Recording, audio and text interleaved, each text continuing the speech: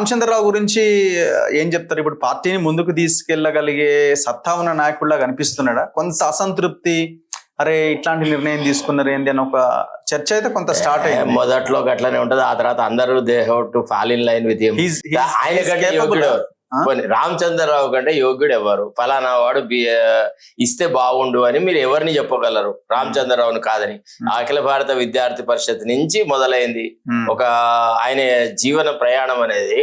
First నడక, కాలినడక, ఆ తర్వాత మోపెడ్ నుంచి స్కూటర్ నుంచి కార్ల నుంచి ఫ్లైట్ల దానికి ఎదిగినాడు. ఎదుగుదల పార్టీలో ఇంకేం డైనమిక్ పాలిటిక్స్ చేయాలి కదా, ఆయనకి ఏం డైనమిజం తగ్గింది? ఆయన కూడా మంచిగా చాలా బ్రహ్మాండంగా మాట్లాడుతున్నాడు. రేవంత్ రెడ్డిని ఆట ఆడుకుంటున్నాడు. రేవంత్ రెడ్డికి చెప్పినాడు, నీ 9th షెడ్యూల్ ఇదంతా bogus, you are playing fraud upon BCs, నువ్వు నిజంగా నీకు చిత్తశుద్ధే లేదు అన్న ప్రశ్న విమర్శ చేసినాడు. ఇంకేం చేయమంటారు? పోయి రేవంత్ రెడ్డి కొట్టాలా? అది డైనమిజం? ఎట్లా? See, politics is all about meaningful discussion. Mass image, ఒక rural background, rural public sir. మీకు విషయం పైన ఆర్గనైజ్డ్ పార్టీస్ లో ఉండే లీడర్స్ ఎవ్వరు కూడా పార్టీ కంటే ఎదగలేరు సార్.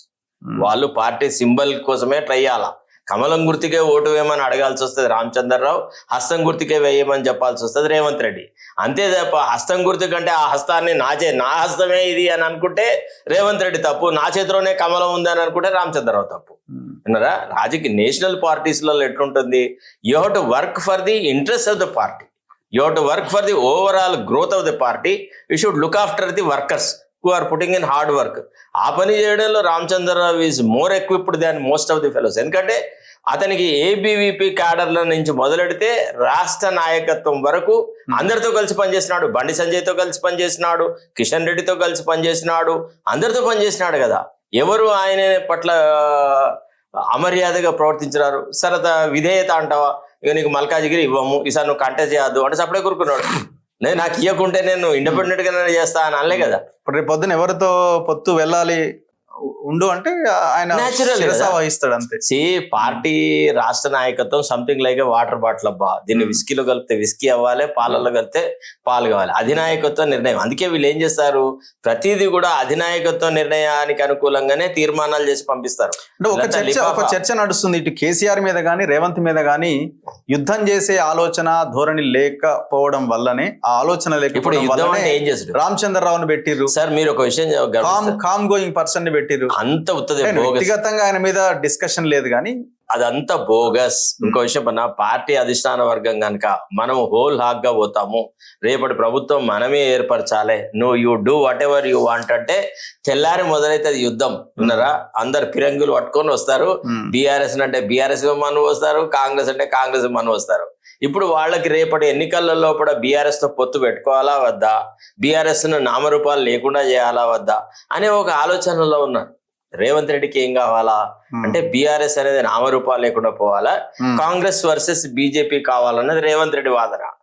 కానీ మరి బీఆర్ఎస్ ను నామినల్ చేయడానికి కావాల్సిన నీతి సూత్రాలు ఈయన పాటించట్లేదు కదా. ఇప్పుడు బీఆర్ఎస్ ని మురిపించేటువంటి ఒక మేలైన పరిపాలన ఈయన తీసుకొస్తే ప్రజలు ఆటోమేటిక్ గా బీఆర్ఎస్ ని మర్చిపోతారు. ఇప్పుడు ఈయన రైతు బంధు ఇవ్వకపాయ్, మహిళలకు ఇస్తాన 2500 ఇవ్వకపాయ్, నిరుద్యోగ భృతి ఇవ్వకపాయ్, రైతు రుణమాఫీ అంతే జరిగాయి. ఇదన్నీ జరిగినాయి కదా. తులం బంగారం అడుగుతూనే ఉన్నారు. సో ఈ వాగ్దానాలు ఏవి సంపూర్తి చేయకుండా కేసీఆర్ ను నేను మర్పిస్తా అంటే అది ఎట్లా సాధ్యమవుతుంది? సాధ్యం కాదు కదా. సో నువ్వు కేసీఆర్ నాయకత్వము లేని వ్యవహారం కూడా ఆయన లేకున్నా అంతకంటే మెరుగైన పాలన కాంగ్రెస్ తీసుకువస్తుంది అన్న నమ్మకం ఈయన కలిగించాలా. ఈయన వచ్చుడే ఆ సంక్షేమ పథకాలు అన్ని తీసి పారేసినాడు, పక్కకు నెట్టి పారేసినాడు. నేను ఒక్కొక్కటి చేస్తాను అన్నమాట. డేట్లు ఎందుకు ఇచ్చినాడు? ఫలానా 9వ తారీఖు నుంచే అమలు చేస్తానని నువ్వు ఎందుకు చెప్పినావు అన్నమాట. నువ్వు చెప్పడం వల్ల ఇవన్నీ జరిగినాయి. ఆర్థిక పరిస్థితి బాగాలేకుండా చెప్పనుంటివి. కనీసం అధికారులకు వచ్చినాకైనా ఈ ఆర్థిక పరిస్థితి ఈ రకంగా ఉంది, ఈ కార్యక్రమాలు, ఈ 6 గ్యారంటీస్ లో 3 ఫలానా దశలో ఇంకా 3. ఇప్పుడు అదే అంటున్నా, ఆ స్థాయిలో కాంగ్రెస్ జారుడు బండ మీద నుంచి జారుతున్నప్పుడు బీజేపీ బలమైన వ్యవహారం నడిపించట్లేదు. వీళ్ళ పరిపాలనను బట్టి, వీళ్ళ నాయకత్వ లక్షణాలను బట్టి వీళ్ళ కోట్లు వేసేది ఏం లేదు సార్. మళ్ళా గదే ఢిల్లీ నుంచి సోనియా గాంధీ, రాహుల్ గాంధీ, ప్రియాంక గాంధీ వచ్చి ఓట్లు కూడా రేవంత్ రెడ్డి ముఖం చూసి ఓట్లు వేసేటాడు లేడు, రామచంద్రరావు ముఖం చూసి ఓట్లు వేసేటాడు ఎవడు ఉంటాడు. జాతీయ పార్టీలంతా కూడా అరువు తెచ్చున్న నాయకత్వంతో, అరువు తెచ్చుకున్న లీడర్ల యొక్క గ్లామర్ మీదనే ఆధారపడాలి. ఇప్పుడు రేవంత్ రెడ్డి చెప్పగలడా నేను నా వల్లనే రాష్ట్రంలో పార్టీ అధికారంలోకి వచ్చిందని? ఆ రాహుల్ గాంధీ చెప్పినాడు ఏమని, అసైన్డ్ భూములని గుంజుకున్నారు, పేద ప్రజలకు ఇచ్చినాయి, అవన్నీ మేము వాపస్ తీసుకొని మళ్ళా మీది మీకు పంచుతాము, ధరణి వల్ల చాలా అన్యాయం జరిగింది మీకు, ధరణిని తీసి విసిరి పారేసేసి ధరణిలో లోపాలను సరిదిద్దుతామన్నారు. అయిందా ఇప్పుడు? వాక్యూమ్ ఉన్నదా కొత్త పార్టీకి? ఏమైనా vacuum? Definitely there is a vacuum for creation of a good political party and good political culture. కాకపోతే దానికి సమవుజ్జిగా ఉన్నటువంటి నాయకత్వం రావాలా, ఒక ఐడియాలజీ రావాలి. అంటే ప్రజల సమస్యలతో ముడిపడ్డటువంటిది, ప్రజలను పూర్తిగా అర్థం చేసుకున్న అవగాహన గల నాయకత్వం వచ్చి ఆ రకమైన ఐడియాలజీతో వస్తే థర్డ్ పార్టీ అనేది రాగలదు. ఎందుకంటే ఇవన్నీ ఎట్ట తీసిపారేసిన విస్తరణ లాగా ఉన్నాయి.